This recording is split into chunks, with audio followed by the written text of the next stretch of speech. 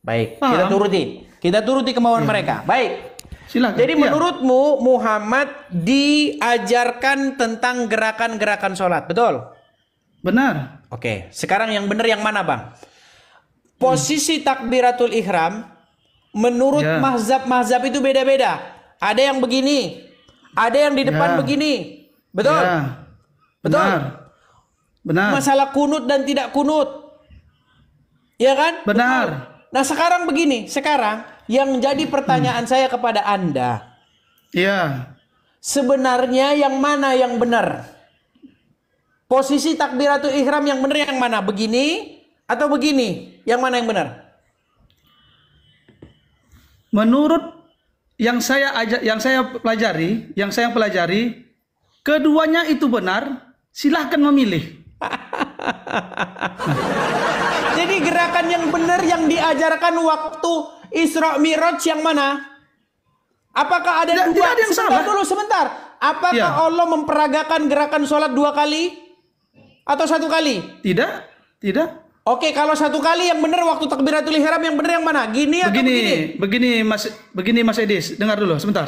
Kan sudah saya bilang, Bang, makin diikuti, makin terbukti dustanya saudara. Di mana dustanya? Emangnya Abang bilang tadi dua-duanya benar. Abang bilang tadi dua-duanya benar, betul? Benar. Oke, yang benar yang mana? Begini atau begini? Pertanyaan Mas Edis sudah saya jawab. Yang mana benar? Dua-duanya benar. Kalau dua-duanya benar, berarti waktu Isra Mi'raj diperagakan 2 kali. Tidak, bukan seperti itu. Bukan seperti itu. Bukan begitu. Gimana caranya? Berarti harusnya diperagakan 2 kali. Bukan seperti kalau itu. Dua-duanya benar. Begini Mas Edis. Gimana? Dengar Mas Edis. Dengar. Sallu kama ra'aituni usolli, kata Rasulullah. Sholatlah kalian kamu sebagaimana dengar kamu dulu, melihat saya sholat. Masalahnya begini, yang dilihat Muhammad waktu mereka sholat, waktu umat melihat Muhammad sholat, itu yang benar yang mana? Yang begini atau yang begini? Kalau Anda bilang dua-duanya. Mustahil dua-duanya, karena waktu Isra Mi'raj cuma diajarin 1 gerakan. Pertanyaan saya, dari mana tahu Mas Edis kalau Allah mengajarkan 1 gerakan? Berarti kalau dua-duanya benar, berarti Allah memperagakannya 2 kali. Belum tentu. Lu gimana? Kayak gitu kalau begitu yang mana yang diperagakan? Dengar. Begini benar. Begini juga benar. Dengar. Dua-duanya benar. Aduh. Begini Mas Edis, dengar. Mas Edis mengklaim seolah-olah ini membedakan antar orang berjalan. Mana orang berjalan yang benar antara berjalan melenggok-lenggok dan beda. Itu gini Bang. Sama. Dengar dulu Bang. Saya ini penggemar Wiro Sableng. Pendekar kapak maut naga geni 212. Saya dulu pantas gendeng masih ketinggalan. Dengar Bang. Di kampung saya, di kampung halaman saya, waktu saya masih kecil dulu. Saya ini sangat tergila-gila dengan Wiro Sableng. Makanya waktu kecil tuh saya tulis 212, ya kan? Wah, saya kemana-mana. Gendeng kan? Iya, namanya saja gendeng. Makanya karena jadi saya tahu waktu pukulan matahari, gerakannya itu begini. Itu pukulan matahari. Nggak ada pukulan matahari begini, nggak ada. Itu makanya saya bilang gerakannya sama. Nah sekarang apakah ada 2 jurus? Takbiratul ihram yang mana yang benar? Takbiratul ihram begini atau begini? Anda bilang dua-duanya. Berarti waktu Allah diperagakan berarti 2 kali gerakan. Betul? Begini Mas Edis, terkait mengenai pergerakan sholat, terkait mengenai gerakan sholat, sepanjang yang sesuai dengan yang diajarkan di dalam hadisnya Rasulullah, itu silahkan dibuat. Paham? Sebenarnya begini bisa saya lengkapi atau mau teruskan? Dengar, saya dulu sebentar. Silakan. Yang diajarkan oleh Rasulullah sesuai dengan hadis, untuk gerakan sholat takbiratul ihram, kita contoh takbiratul ihram, itu sebaiknya untuk laki-laki itu berada di antara telinga. Sebaiknya untuk laki-laki seperti ini. Bagi perempuan sebaiknya begini. Nah, dengar. Untuk perempuan sebaiknya begini, di sini. Jadi gerakan sholat waktu Jibril memperagakan inilah gerakan sholat untuk laki-laki, inilah gerakan sholat untuk perempuan, begitu. Saya tidak mengklaim tentang Allah mengajarkan kepada Nabi Muhammad. Hanya Berarti saja Anda sendiri kami tidak hanya dengar bimbang dulu. sebenarnya. Jangan dibantah dulu. Jangan dibantah dulu sebentar. Jangan dibantah dulu. Kami hanya mengikuti sunatullah yang disampaikan kepada Rasulullah. Rasulullah mengajarkan kami tentang bagaimana cara tatanan sholat. Kami mengikutinya. Jadi kalau kami tidak bisa mengklaim istilahnya Allah begini, Allah mengajarkan begini, bukan seperti itu. Itu bukan hak prerogatif Tadi barusan abang bilang dua-duanya benar. Sekarang bukan hak prerogatif. Karena yang benar, Bang. Karena kami tidak ada klaim. Masalahnya di mana salahnya antara begini dan begini? Baik, saya jawab. Di mana salahnya? Saya jawab. Baik, silakan. Salahnya banyak Silakan. sekali. Gini, Bang.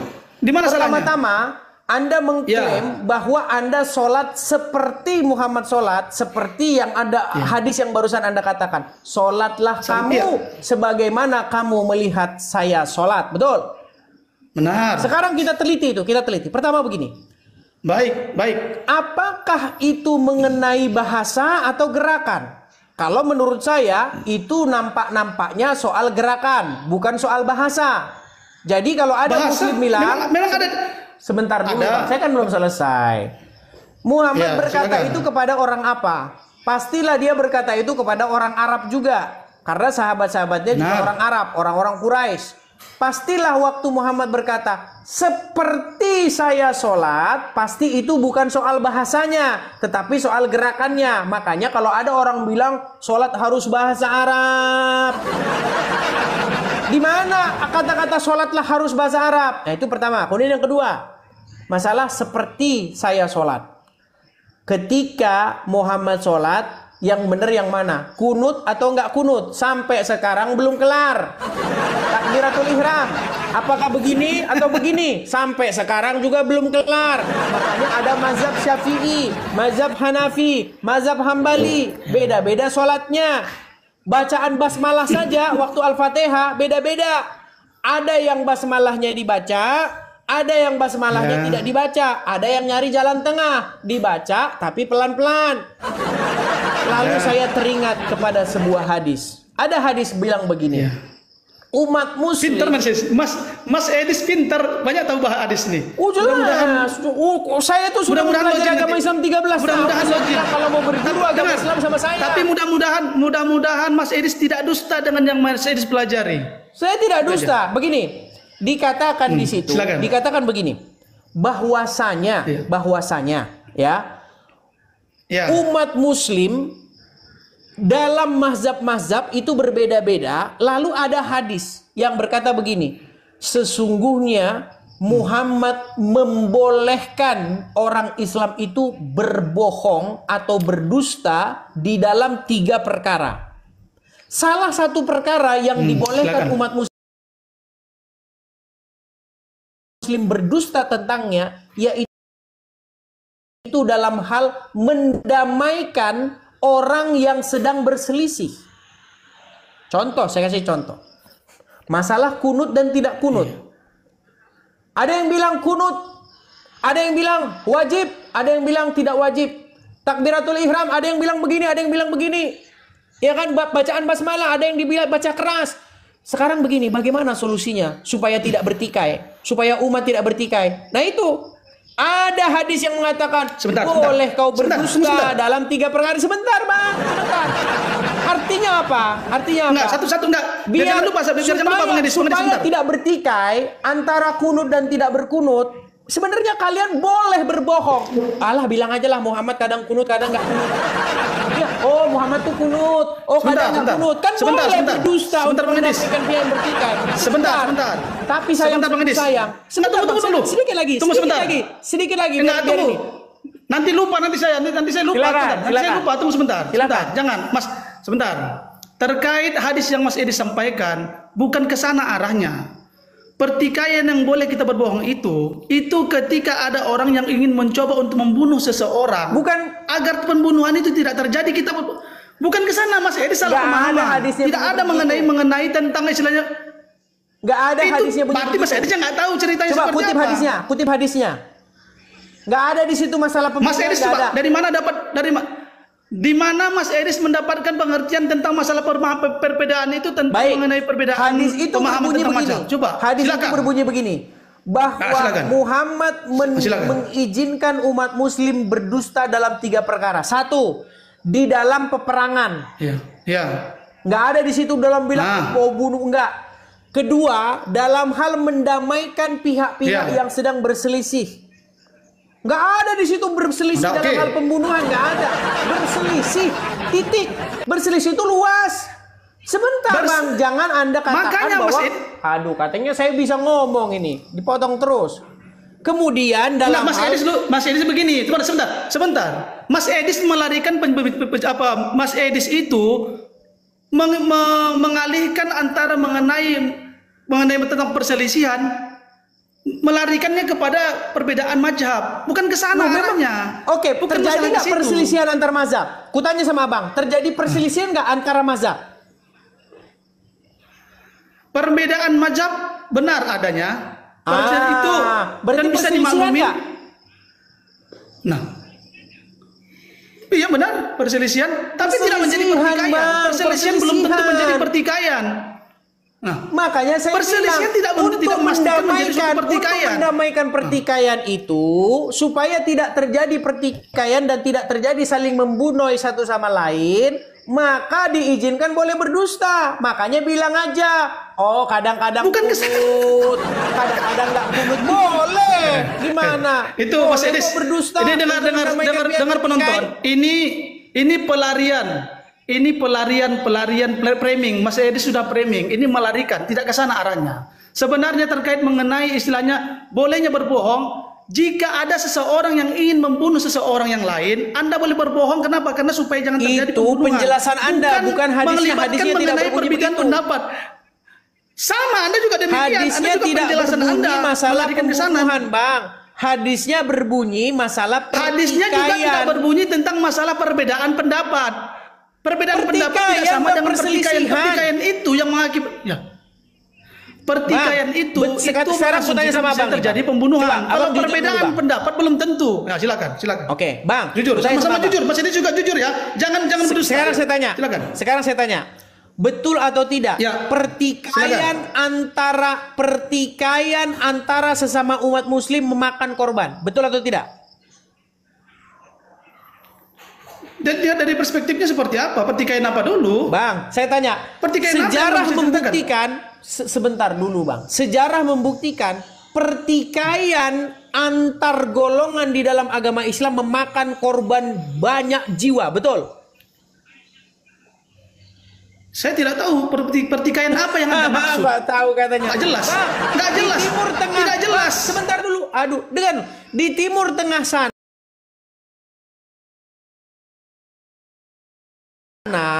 itu pertikaian sesama muslim antara Syiah dan Sunni, saling bunuh-membunuh. Lu Abang nggak tahu antara Bang, antara Bang, dengarkan dulu Bang. Bang, dengarkan ya Bang ya. Di dalam agama Islam, apalagi di Timur Tengah sana, mereka bertikai, Bang. Bertikai. Lu kok Abang nggak ini? Coba lihat Timur Tengah itu hancur gara-gara apa? Gara-gara Israel yang didukung oleh Amerika sehingga terjadi pembunuhan itu. Makanya saya bilang apapun terbukti itu dunia, bro. Apapun masalahnya istri will penyebab. Heran lo yang disalahin Yahudi, ketika Muhammad meninggal, konflik antara umat Islam itu terjadi. Antara Muawiyah dan Ali bertikai, terjadilah perang Siffin. Antara Ali dan Aisyah bertikai, terjadilah perang Jamal, terjadilah perang Karbala. Perang mereka, kalau ditanya umat muslim, itu kan karena adu domba Wahyudi. Itu karena adu domba Abdullah bin Sabah. Masa kalian yang bertikai yang disalahin Wahyudi? Kenapa sih istri Will selalu salah di mata Anda? Apa salahku? Begini. Nah, dengar. Oke, saya jawab. Terkait perperangan yang terjadi di Timur Tengah dari sejak meninggalnya Rasulullah, itu biasa adanya istilahnya orang yang istilahnya mencoba membelot. Sedangkan masa Rasulullah di saat masa Rasulullah hidup aja masih banyak yang membelot, apalagi setelah beliau meninggal. Ya wajar, itu biasa, namanya Islam sedang berdiri tegak, sudah saatnya Islam sudah berkembang. Memang banyak istilahnya apa namanya provokator-provokator yang mau mencoba untuk menghancurkan Siapa provokatornya? Memang Siapa seperti provokatornya? itu. Wallah, saya nggak bisa menjelaskan di sini karena Betul ini media tidak? sosial. Betul tidak Wahyudi? Nggak enak. Bisa jadi. Wahyudi lagi Sriwil. Bang, Bisa jadi. Kalau iklan apapun makannya, minumnya teh botol susu. Kalau ini Dengar, Mas apapun Edis. masalahnya istri Wil yang salah. Ya. Gimana ini, Bang? Dengar. Karena Allah mengajarkan kami, walan tarada ankal yahudu walan nasara hatta tattabi'u millah. Cukup saya menjelaskan itu. Oke, sekarang saya tanggapi. Ketika menantunya Muhammad, yaitu Ali bin Abu Thalib Ya. dan Aisyah berkonflik di dalam perang Jamal, siapa yang salah?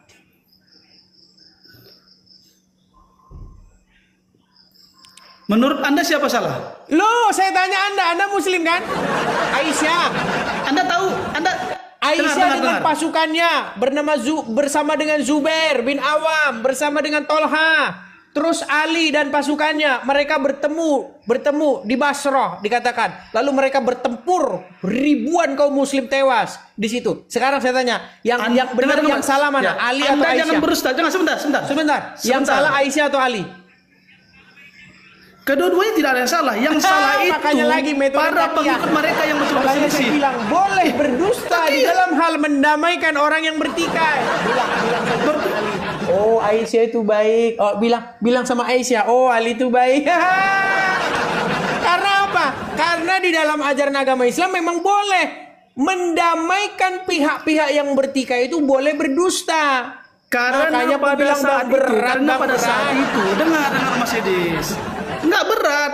Mas Edis wajar, saya maklum karena kalian akan mencoba untuk mempermainkan kepada hal yang lain. Bagi kami sebenarnya di saat sesuatu sama kayak seperti Indonesia, ini kita contohkan di Indonesia. Ketika Indonesia sudah merdeka, siapa yang coba menghancurkan Indonesia? Apakah dari negara lain? Tidak. Tetapi orang Indonesia itu sendiri yang mencoba mempertikaikan. Begitu juga demikian ketika Islam di saat itu sedang jaya-jayanya. Timbullah dari pihak satu sama lain mencoba untuk memprovokasi. Sehingga timbullah bentrok. Itu kita maklum. Bentrok antara Soekarno siapa? juga mengatakan demikian. Bentrok antara siapa dan siapa? Ya ujungnya sesama muslim biasa. Memang sesama muslim menjadi berperang gara-gara. Saya tangkapi ya. Iya. Saya tangkapi. Benar. Baik, Iya. kalau kita Bang, seperti ku bilang, makin dalam kau pelajari agama Islam, Bang, makin dekat pintu gerbangmu untuk meninggalkannya. Baik. Oh tidak. Menurut hadis. Demi Allah dia akan tidak. Ya, Karena Abang tidak baca serius. Dengarkan. Di dalam hadis tertulis. Karena kamu berdusta, Dengar, Bang. kamu sudah baca tapi kamu berdusta. Silakan. Baik, dengarkan. Di dalam hadis tertulis bahwasanya sebaik-baiknya kaum, sebaik-baiknya generasi adalah generasi para sahabat. Ya. Betul? Betul? Nah, kalau bagaimana mungkin Anda percaya bahwa generasi para sahabat itu adalah generasi yang terbaik di antara anak-anak yang pernah dilahirkan manusia.